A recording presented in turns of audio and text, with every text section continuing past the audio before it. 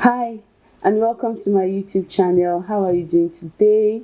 Today I'm going to be talking about virtual assistants for newbies, who a virtual assistant is, and how to become one. I'll be right back.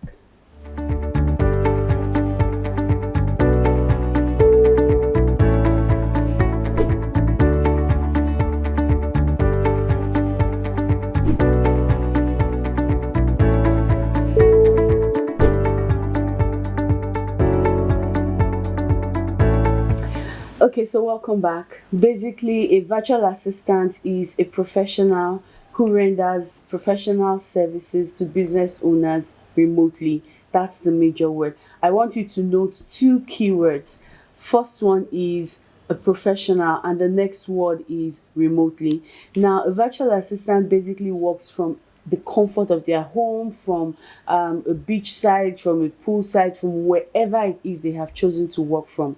What they do is that they offer business services to business owners all over the world. Now, virtual assistance is so versatile. It's one of those jobs that you can do from any part of the world, and it kind of allows you to meet different people from all parts of the world because you are not location bound. So starting a virtual assistant business, especially in this time and age, is one that I would encourage anybody to start. Now the question is, can I start a virtual assistant business? Who can be a virtual assistant? And my response is anybody can be a virtual assistant. The reason is because virtual assistance is so versatile. You have over 70 plus services that a virtual assistant can offer. Over 70 plus services that a virtual assistant can offer. Basically, anybody can become a virtual assistant. The type of virtual assistant that you become will be determined by your skill set. I mean, what you can do, what you're willing to trade in exchange for income. That is the only thing that will determine what type of VA that you have, that you would become rather. Now, the question is, how do I become one? The first thing you need to do is be sure that this is something that you want to do.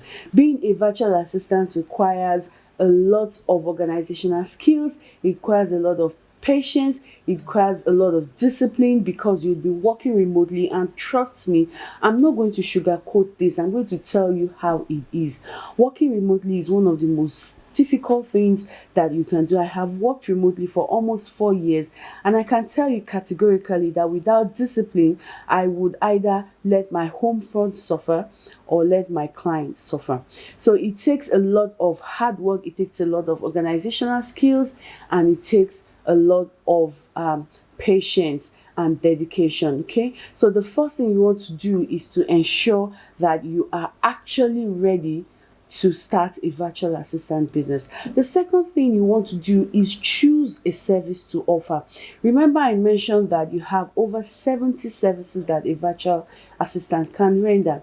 Now, what would determine the type of service you render as a VA is your skill set. Now, there are three major ways to choose your virtual assistant service. Number one, you can choose to offer a service based on your skill sets, your existing skills. So you probably went to school to learn business administration or bookkeeping. You can choose to offer bookkeeping services as a virtual assistant. That's number one.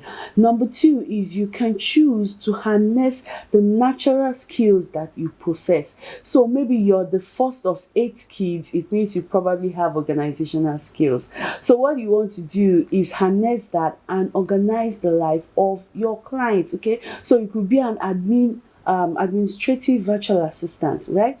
So the third thing is a service that you're willing to learn. So you could choose, you could be like, okay, I want to learn Pinterest. That's what I want to do. I don't have those skills at the moment, but I'm willing to learn.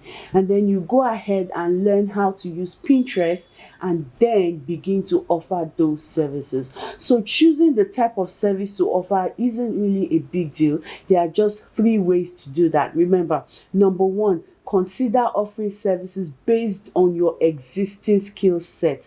Number two, you could also choose to harness a natural talent that you possess. Number three, you could choose to get trained for a particular type of skill that you're willing to offer as a virtual assistant, even though you do not have prior knowledge of those skills. Now that you have chosen what type of VA you want to be or what kind of service you want to offer, the next thing is, how do I find paying clients?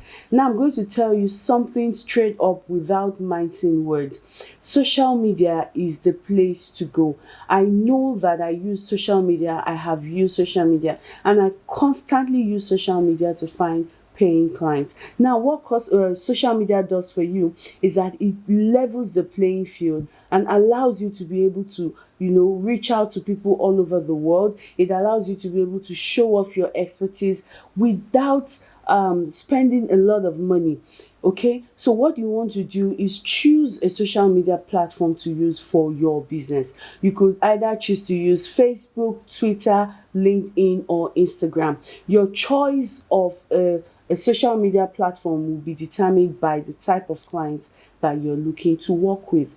Now choose your platform and ensure that you make sure that people know that this is what you do. This is the type of VA that you do. Now, one problem I see that a lot of VAs, especially new VAs, have is that they tend to want to give all services that are available, and what that does is that it is actually counterproductive, because you don't want a Jill of all trade, because she's a mistress of none.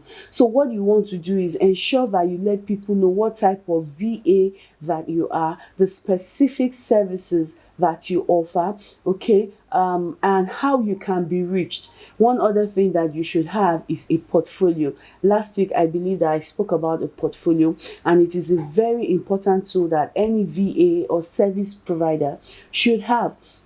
So get a portfolio, get an official email.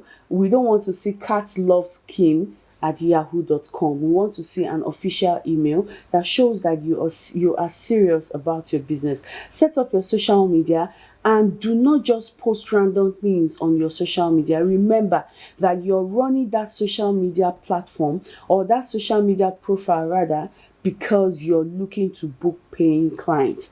So what do you want to project to your prospective clients?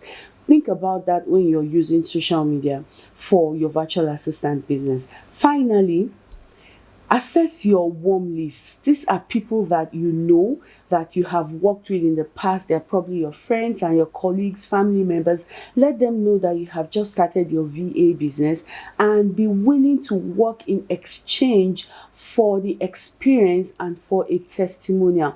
Now, never ever work for free. However, your payment doesn't necessarily have to be in cash. It could be in the form of a testimonial, okay, so that you have things to put up on your portfolio. It could also be somebody helping you to gain the experience that you need, especially if you have just learned a new skill.